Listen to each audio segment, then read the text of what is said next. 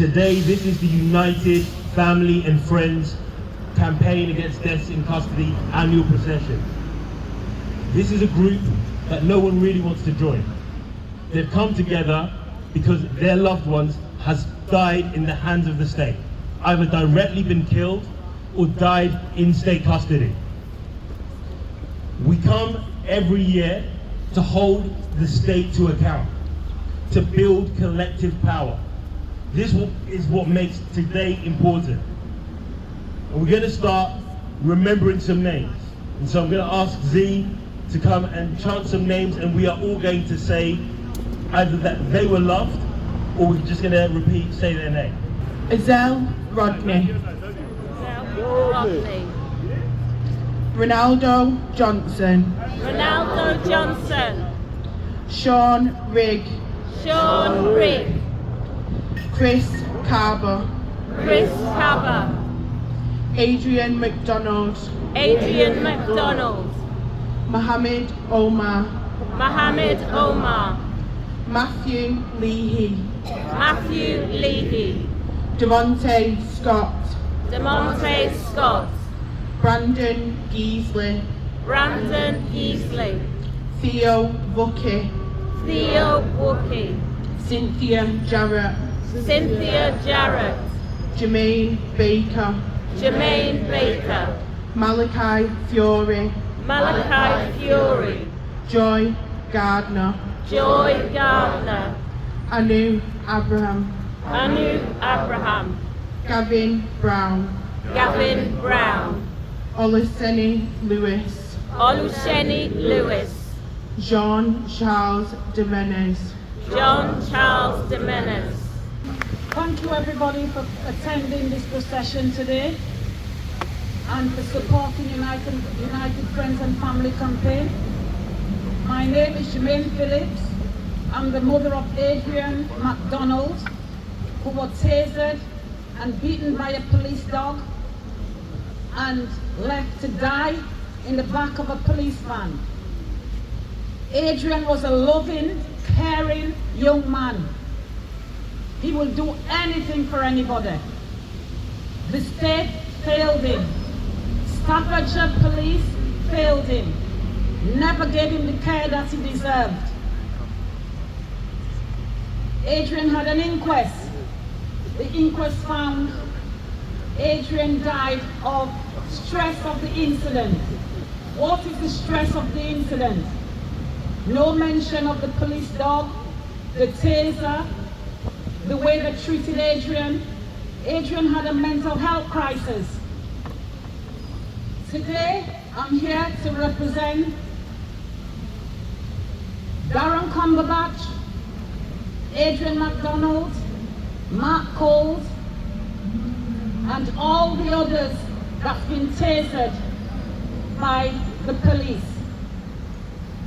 It is a sad occasion that I'm stood here today to be representing these families, plus myself. Thank you very much for attending, and please don't forget to support our organization, United Friends and Family. Hello everyone. I'm so blessed and happy to be here today. This lady who was friends with my son. So let me just start my story. My son became ill in 2010 with medical issues, schizophrenic, and Moorside Hospital, they started giving him injections where he was sleeping for days on end, walking into the street, the trees, so I knew something was wrong. So I went back to them and asked them about the medication and changing it, but they weren't listening. But at that time, my sister was a social worker, so I asked her to get involved. That's only when they decided to change the medication. By this time, they realised it was a one Dr. Llewellyn from Moorside Hospital. We had to go to St Mary's Hospital, found out that the medication was enlarging in his heart valve. So, all this time I'm having to deal with all these things. We had about 3 support workers. They weren't doing anything. The police weren't doing anything to help. So to cut a long story short anyway, he was targeted by the police because he was a very big lad He was scared of him, but he was a gentle giant, lovely lad. Anyway, he left my house on this particular, I can't even remember the date now, and it doesn't matter, to go to the Melville pub. I asked him not to go there, but he didn't listen. And then someone came and knocked on the door and told me that my son had died. I just collapsed because I didn't know what was going on. Had my phone on silent. Anyway, it carried on where they told me that my son wasn't going to survive. He was on oxygen. I said I didn't want them to turn it off. They said I didn't have a choice because there were 6 doctors made the decision, blah, blah, blah. And then they asked me for his brain and his heart. So I said, no, you're not having anything.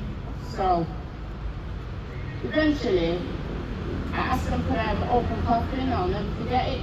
It was summertime, and they left my son for 4 months. I didn't even know where he was. He was stinking in the church and at the funeral parlor. They wouldn't let me open the coffin to see if it was my son, because I did mine. They wouldn't allow it. Yeah. And then the worst bit was we never got to see the video, so we were fighting up until last year, July, judicial. So when the COVID was on, 2023 now, because this happened in 2019, we had a jury inquest. We won the case, and that's when I seen what had actually happened. He'd gone up to the pub, and you could see the back of him where he was fighting with one of the doormen. Then you could see them all touching each other and going out. And they had this guy who was like a army veteran, done karate and whatever. So then all I seen was this man was on my son's neck and there was a black ring bag on his head. The police came and they told him to get off my son. He did this and they dragged him off eventually.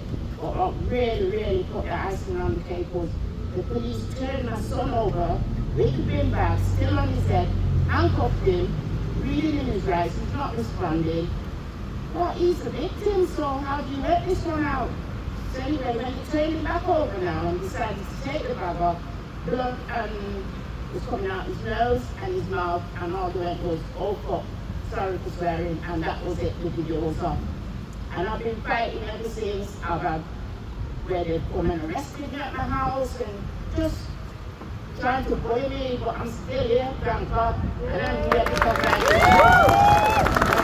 My name is Melanie Leahy, and for more than a decade I've been fighting for truth after losing my son, Matthew.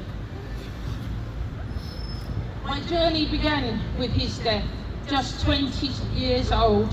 He was detained in the Linden Centre in Essex, in Chelmsford, a place that was supposed to keep him safe and recover.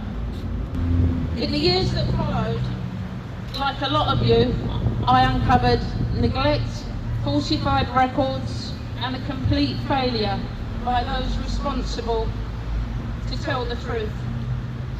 I took my fight to the police, to Parliament, to regulators, to ministers, here to Downing Street, but the doors were closed, like they have been to all of our families.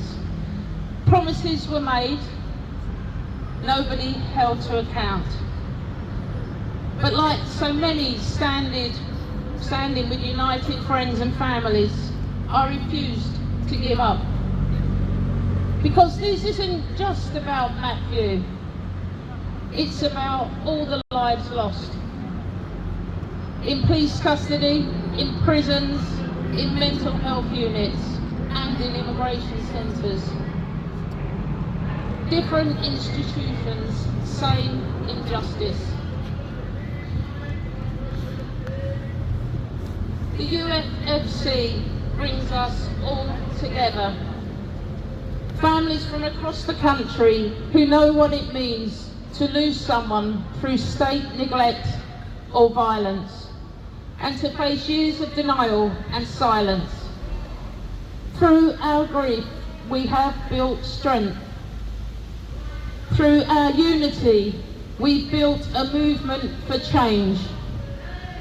UFFC stands for truth, accountability, and, say it with me, justice.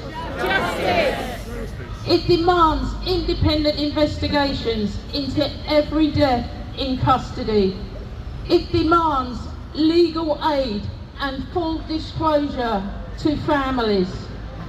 And it demands real consequences for those responsible, even after they've retired and moved on. These are not just policy points, they are matters of life and death. After years of pressure, we finally have the Lampard inquiry. Have you heard of it? A full independent investigation into deaths and serious failings in the Essex mental health system. I've spent 13 years fighting for this, and we're still having issues. But my aim is that whatever comes out of it at the end, we can send it across our nation. The inquiry must deliver truth, not another half answer. It must deliver accountability, not another list of lessons learned. And it must deliver change, deep, lasting reform that saves lives. But my fight didn't end with Matthew. In 2021, my partner of more than 20 years, who would be standing here with me now, he went into hospital for care and support. Within 19 weeks, he too was dead. I watched it happen. The same neglect, the same lack of compassion, the same culture of denial. That's why I'm here today.